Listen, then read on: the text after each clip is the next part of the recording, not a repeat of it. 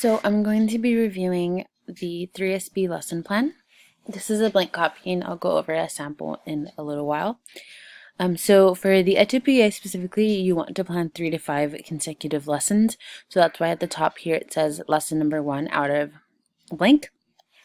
And this is where you put the grade level, the subject area, and how long your lesson is going to be. And that's really important because it's going to guide how much you can do in that amount of time. This next part is the focus, and this is important because it's going to tell how you're going to support the students in developing strategies and skills that they need. So what is it that you want your students to learn? What understandings and concepts do you want them to develop? In this portion, you're going to list the standards, Common Core, or any state content area standards. If you have English learners, you also want to include ELD standards.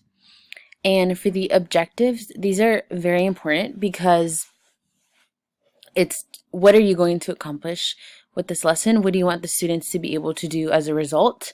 And they have to align and support your central focus and your standards. You want them to be clear and measurable because on the right side, you're going to discuss how the students are going to demonstrate their learning. And it doesn't have to be anything, like you don't have to write a ton. You can just list the formal or informal assessments, and it's important to note if it's formal or informal.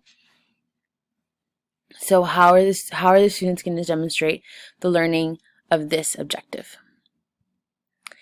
For language functions, you want to identify 1 or 2 at the most that students are going to develop and practice. And you want this to come from the objectives. So, for example, if you want the students to grasp a concept and be able to explain it, then your language function is just explain. And here is any additional demands, so any vocabulary they need to learn, and if you're going to address syntax or discourse. This is any resources or materials, and that's pretty self-explanatory. That's just like, are you using graphic organizers? Are you using Chromebooks, color pen, anything that you're going to use for the students. And this prior knowledge, this can be really helpful because for somebody who's reading your lesson plan.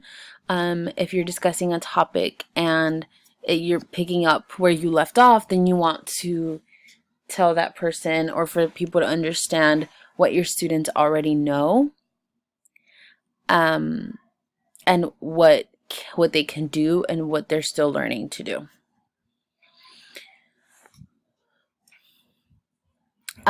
This part is also very important because you're transitioning from the previous activity. So because this is a consecutive lesson plans for 3 to 5 different days or class periods, then you want to make sure that it runs smoothly, right? So you're connecting one lesson to the other.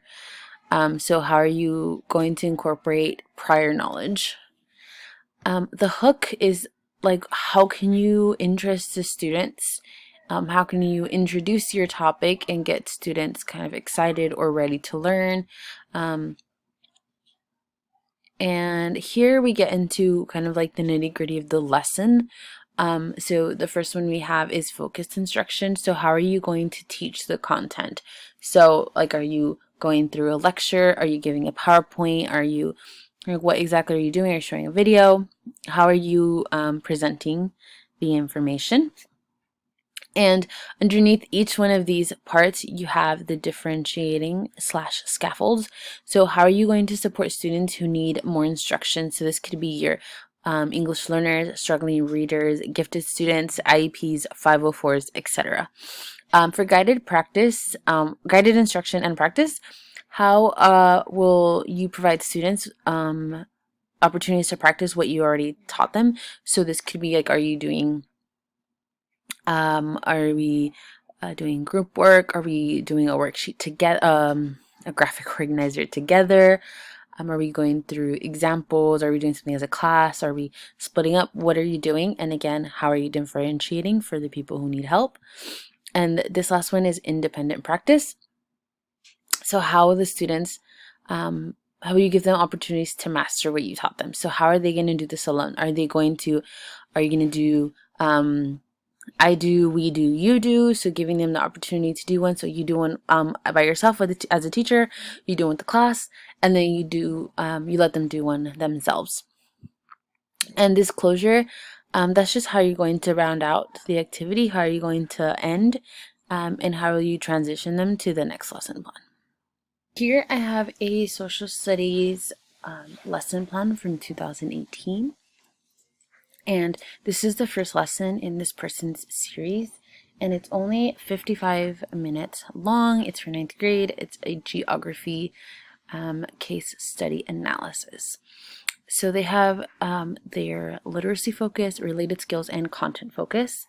It looks like they are going to do a case study analysis chart using vocabulary words to answer questions about this bigger picture, why development has not equally reached all parts of the world. The related skills, they're going to relate the development of different parts of the world to their own lives and circumstances.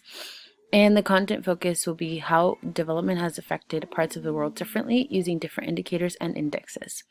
So they listed 3 standards, and this tells us also that they don't have English learners because they don't have any ELD standards. So they did the National Geography ones, the Sweetwater Unified District ones, and then the Common Core standards.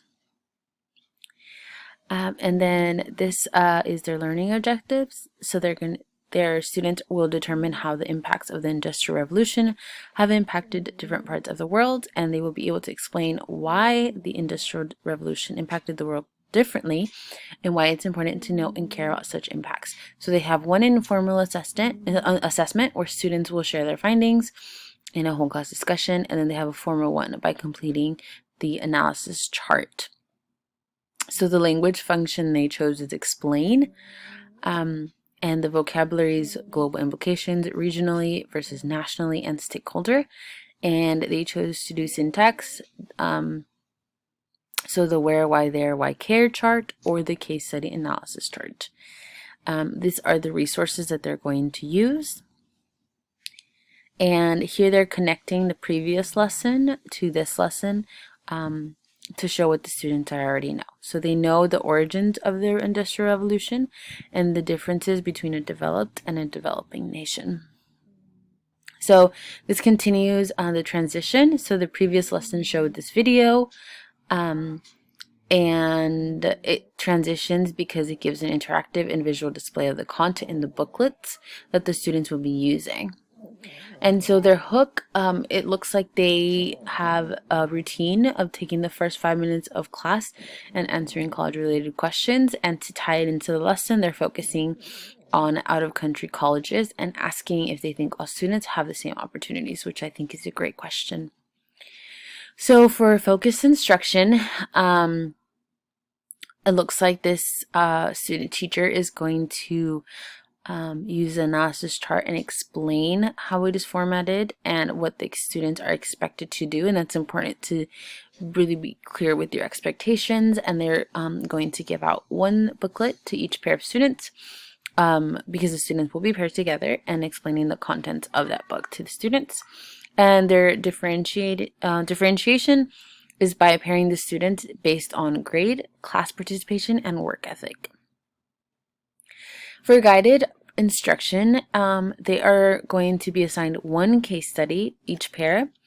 They are going to read it, discuss it, and work together to complete the study analysis chart. And then here we have a check of understanding, which is just a way to see if the students are getting the work or need extra support. So this student teacher is just going to walk around and listen and guide them in the right direction while answering questions. The differentiation for this part is that the booklets come in different levels, and they will be assigned the appropriate book for their level. For independent practice, the students are going to give a brief description of their study and share a few details from the information with the rest of the class. And the students who are not speaking at the same time will be taking notes on each case. Their differentiation or scaffold are that the students who are more advanced will be called to give details to this question. Do you think the country discussed in your study case would be considered developed or developing? And the rest of the class will also take notes on that. To close out this lesson, the student teacher is going to ask the daily inquiry questions. How have the impacts of the Industrial Revolution affected different parts of the world? And as a final discussion, students are going to share their thoughts after having read and listened to multiple case studies. So I think this is a great lesson plan, definitely doable in 55 minutes, and it's sounds like it'd be fun for the students to work with a partner and then share what they think and really open their eyes to the rest of the world.